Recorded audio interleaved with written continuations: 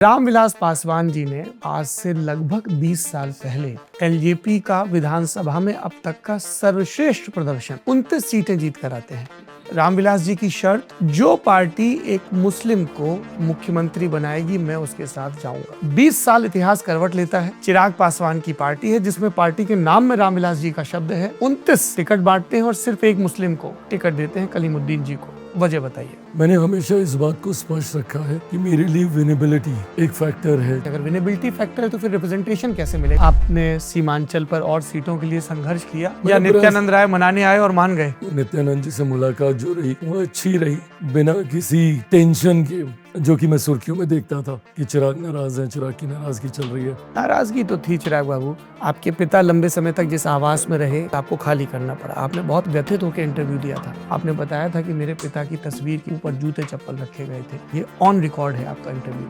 उसके बाद आप चार लोधी स्टेट में आपका सामान जाता है जो कि नित्यानंद राय का आवास है। सही बात है। ये आपके और उनके बड़े पक्के रिश्ते हैं। ये बात भाजपा के नए नवेले वार्ताकारों को नहीं पता थी, इसलिए दूसरे नेताओं को भेजा जा रहा था। आखिरी में नित्यानंद राय को भेजा गया अमित शाह के द्वारा, और तब आप माने। सत्य है। पहला व्यक्ति जो दरवाजे पे था मेरे घर के, वो मेरे प्रदेश अध्यक्ष थे। आप राजू तिवारी की बात? मैं राजू तिवारी जी की बात करूँ। धर्मेंद्र प्रधान और विनोद तावड़े नहीं मना पा रहे थे चिराग को। ऐसा नहीं था कि मैं उनके साथ बैठ के नेगोशिएट कर रहा था। कौन कर रहा था बीजेपी के लिए नेगोशिएशन नित्यानंद राय से पहले?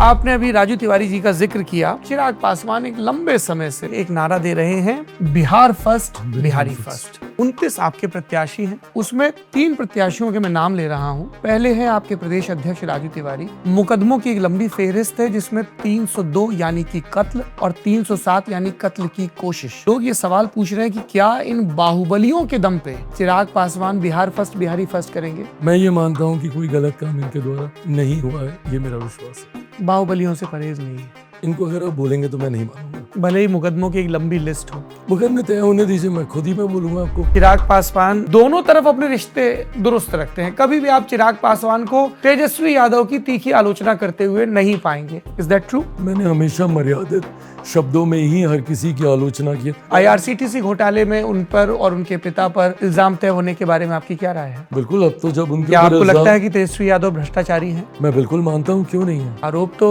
राजू तिवारी और उन सब पे भी तय हुए, तभी तो मुकदमा चल रहा है। अरे प्रभु, सजा होने दीजिए ना, मैं मान जाऊंगा। तो सजा तो तेजस्वी को भी नहीं हुई है। ठीक है, आरोप तय हो गया, तो इसीलिए अभी जो मैं सीमित एक क्राइटेरिया पे आप अपनी पार्टी के विधायकों को डिफेंड कर रहे हैं और उसी क्राइटेरिया से आप विपक्ष के नेता को टारगेट कर रहे हैं। ये क्या फॉर्मूला रखा गया सीट शेयरिंग का, जिसमें एलजेपी के सांसद अपनी संसदीय क्षेत्र की विधानसभाओं में चुनाव नहीं लड़वा पा रहे? जैसे मैंने कहा कि I had a list of priorities. अच्छा, इस पूरी बातचीत में वो सीट कहाँ छूट गई जहां से रामविलास जी पहली बार विधायक बने थे? और बड़ी दिलचस्प कहानी पढ़ी है। कैसे ट्रेन में मिसी सरदार जी बोल रहे थे, ये कल का लौंडा रामविलास मेरे सामने आ रहा है। वो खगड़िया की अलौली सीट आपने छोड़ दी। मैं कतई नहीं चाहता था कि ये चुनाव इवेंचुअली एक पारिवारिक लड़ाई का अड्डा बन के रह जाए। क्या आप यशराज पासवान के खिलाफ और रामचंद्र सदा के पक्ष में प्रचार करने के लिए अलौली जाएंगे? देखिए, आप प्रचार उसके खिलाफ करते हैं जो मुख्य विरोधी होता है। ऐसे तो इंडिपेंडेंट कई और कैंडिडेट्स वहां से चुनाव लड़ रहे हैं, कई और कैंडिडेट्स और परिवार का कैंडिडेट दो अलग। हाँ, तो अब मैं ये परिवार वाली भूमिका ला के उसको कॉम्प्लिकेट नहीं करना चाहता। क्या आप अलौली प्रचार करने जाएंगे एनडीए के पक्ष को में? विस्तार करने के लिए आपको अपनी लोकसभा से भी बाहर रीच आउट करना होगा, और फिर उसके लिए चाहे नीतीश कुमार के होम टर्फ में दाखिल होना पड़े, राजगीर के लिए झगड़ा हो। राजगीर के लिए झगड़ा नहीं, राजगीर मैंने मांगी जरूर थी, मैं ईमानदारी से कबूल करूंगा। सोनबरसा भी मांगी थी। सोनबरसा नहीं मांगी थी, गायघाट मांगी थी। गायघाट मांगी थी, तो आपका कैंडिडेट ही ले गए। हम लोग अड़े कतई नहीं थे। मैं मानता हूँ मुख्यमंत्री जी का गृह जिला है। ये तो कहा गया कि अड़े तो आपसे हुलास पांडे और राजू तिवारी की सीटों के लिए सबसे ज्यादा थे। हाँ, सही बोल रहा हूँ। क्यों गिरिराज बाबू आपसे इतना प्यार करते हैं? अगर आप थोड़ा सा अपने गुस्से पे शांत हो जाएं तो शायद फिर वो नाराजगी रहेगी नहीं। फिर देखिए, प्यार का तो ऐसा है कि एलजेपी ऐसी पार्टी है जिसने असंभव को संभव कर दिया है। आप लेफ्ट पार्टियों के भी साझेदार रहे हैं और आप राइट पार्टी बीजेपी के साथ भी। कभी आपको ऐसा नहीं लगता कि कोई पूछे कि साहब विचारधारा क्या है? अगर मुझे इतना ही समर्पित हो जाना है किसी गठबंधन के प्रति, so I might as well merge myself with them, ना? कभी बात चली आपके और भाजपा के मर्जर की? ये मैं गाहे बगाहे सुनता जरूर हूँ। है तो बढ़िया हाइपोथेसिस वैसे आप। नहीं, बिल्कुल भी नहीं भाई।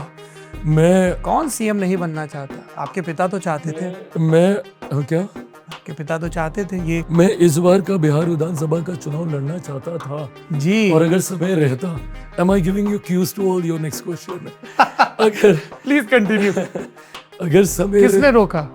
एक टेक्निकल पेज हम लोगों ने वहाँ पे एक अड़ गया था। Are you trying to convince me mister Chirag Paswan कि सिर्फ एक टेक्निकल ग्लिच की वजह से चिराग पासवान ने अपनी बिहार को लेकर महत्वाकांक्षाओं को किनारे रख दिया? मैं इन सारे विषयों में उलझूंगा ही नहीं, पहले आप वहाँ तक तो पहुँचिए। मैं खुद ध्यान लगाने वाला आदमी हूँ, मैं मेडिटेट करता हूँ। जब आप ध्यान में बैठते हैं तब आपको अपने दोस्त और दुश्मन भी याद आते होंगे जो प्रेजेंट में आपको दिख दे रहे हैं, जैसे कि प्रशांत किशोर। मैं सिर्फ ध्यान लगाता हूँ आंखें बंद करके। क्या आपने पैसे लेके शांभवी चौधरी को टिकट बेचा? प्रशांत जी कभी भी मुझे किसी का भी प्रमाण देते हैं या नाम भी देते हैं कि संभवतः इसकी भूमिका रही, मैं खुद पहले ऐसा व्यक्ति होऊंगा जो उसके ऊपर कार्रवाई करेगा। कभी ऐसा नहीं हुआ कि आपने प्रशांत किशोर अशोक चौधरी दोनों को फोन लगाया हो कि भाई आपके दोनों दोस्त हैं?